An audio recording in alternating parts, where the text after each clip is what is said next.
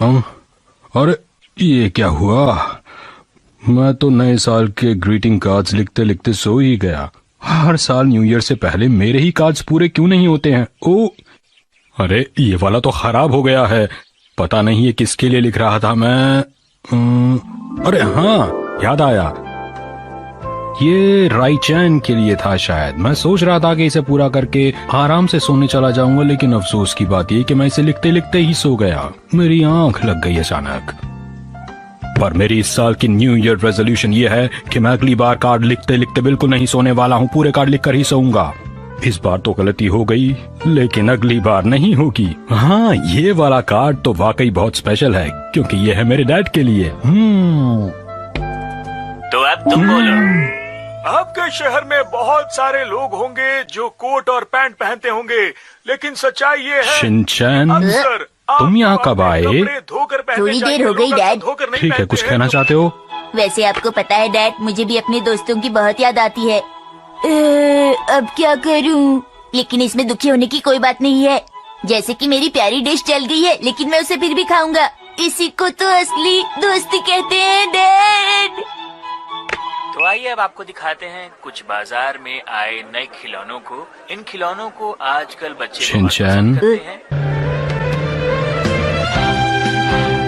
मैंने तो सुबह ही इसे न्यू ईयर का गिफ्ट दे दिया था, फिर क्या हुआ? देखो मित्सी, शिनचैन अब एक बड़ा भाई बन गया है, इसलिए ये गिफ्ट इसे फ्यूचर में अच्छा बनने में मदद करेगा। अजीब बात है। मैंने अभी अभी पोस्ट बॉक्स देखा है। मैं कार्ड्स पोस्ट करके भी आया। अब सबको वक्त पर कार्ड्स मिल जाएंगे। अरे क्या हो गया मित्सी, वो सब लोग कहाँ चले गए? मुझे लगता है वो अभी तक पहुँचे ही नहीं है। दादाजी उधर देखिए। दादाजी, दादाजी, हम इधर। अरे शिनचैन बेटा, मैं यहाँ हूँ। क्या ये हमसे पहले पहुँच गया? अरे तो क्या हुआ, इससे क्या फर्क पड़ता है? ये सब तुम्हारी वजह से हुआ है। तुम फ्रेश होने के लिए जो चली गई थी। हेलो दादाजी, happy new year. Happy new year. सबको हैप्पी न्यू ईयर। क्या बात है, आज तुम हमसे पहले ही पहुंच गए। वाह, तुमने सही कहा, पहले पहुंचना तो मेरी आदत है। वैसे तो हम लोग भी टाइम पर ही पहुंच गए थे, बस थोड़ा सा फ्रेश होने के लिए बीच में रुक गए थे, इसीलिए हमें देर हो गई। तुम बहाने बना रहे हो ना? हाँ ऐसा ही है। मेरे पीछे रहो तुम। फालतू बातें मत करो। ये कभी नहीं बदलेंगे।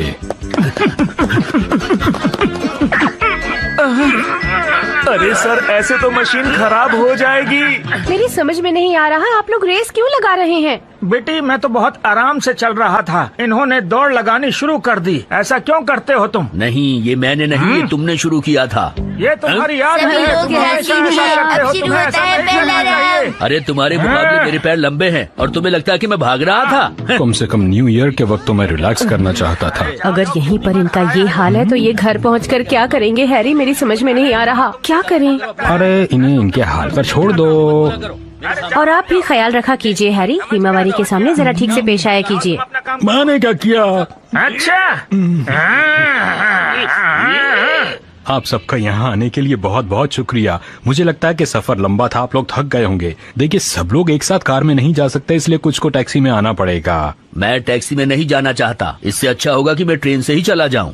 ये तो तुमने बिल्कुल सही बात कही। तुम ट्रेन से घर वापस चले जाओ, हम जरूरी लोग हैं, हम जाएंगे। अच्छा, तो ये मतलब है। तो पहले हम ये फैसला कर लें कि कौन सबसे ज्यादा जरूरी है। चुप हो जाइए। कम से कम मैं तो जाऊंगा ही, क्योंकि कार तो मैं ही ड्राइव करूंगा ना।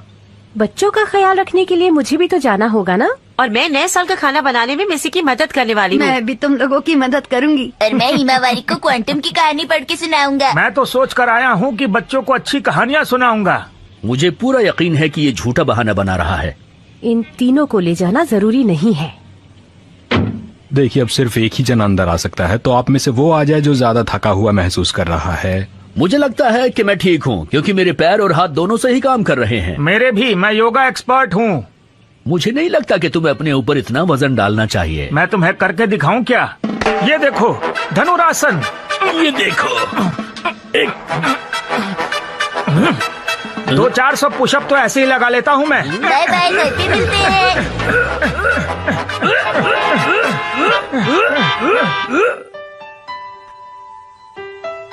खुशबू अच्छी आ रही है ना?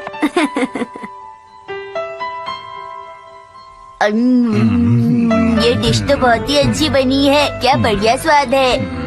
क्या आप लोग इसे नहीं खाने वाले हैं? अपने नाना जी को खिलाओ, वो थक गए हैं बेटा। तुम हमारे बारे में बिल्कुल चिंता मत करो, समझे तुम? ये लो। आप लोगों को भूख लगी होगी ना, आ जाइए। चलिए आप लोग खाना खा लीजिए। थोड़ी देर पहले हमने कसरत की थी, इसलिए थोड़ी भूख लगी है। चलो खाना खा ही लेते हैं। ये लीजिए, आप भी लीजिए। लीजिए ना प्लीज। चलो चलो खाना शुरू करते हैं। हैं?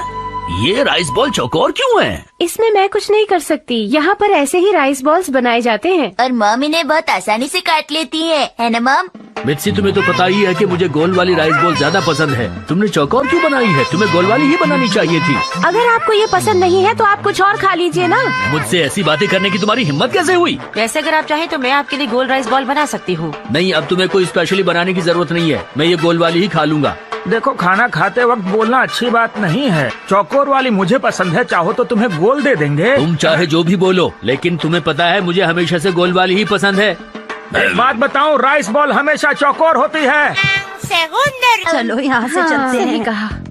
आज तो दादाजी जीतेंगे। क्या नहीं बोल रहे हो? नहीं, तुम्हें देखकर कुछ तो पता भी लगता है है? कि नाना हाँ, जी भी सब जीत पता है सकते मुझे। हैं। कुछ देखो, भी मुझे सब कहना दिखाई दे मुश्किल रहा है। है। अच्छा, दोनों खिलाड़ियों के खाना तो दिमाग चला गर्म गया, हो क्या चुके दिखाई दे रहा हैं। है तुम्हें? दर्शकों गौर से बंद करो, देखिए। चुप हो जाओ, वरना मैं अपनी बर्दाश्त से नाक बाहर हो कान जाऊंगा। खुले रखिए, धरना फैसला छोड़ो, किसी भी रहो। वक्त हो सकता है। इस बार ये खत्म हो जाए, इसके बाद मैं तुम्हें बिल्कुल नहीं छोड़ूंगा। बहुत बोलती हो तुम। मेरी आदत है।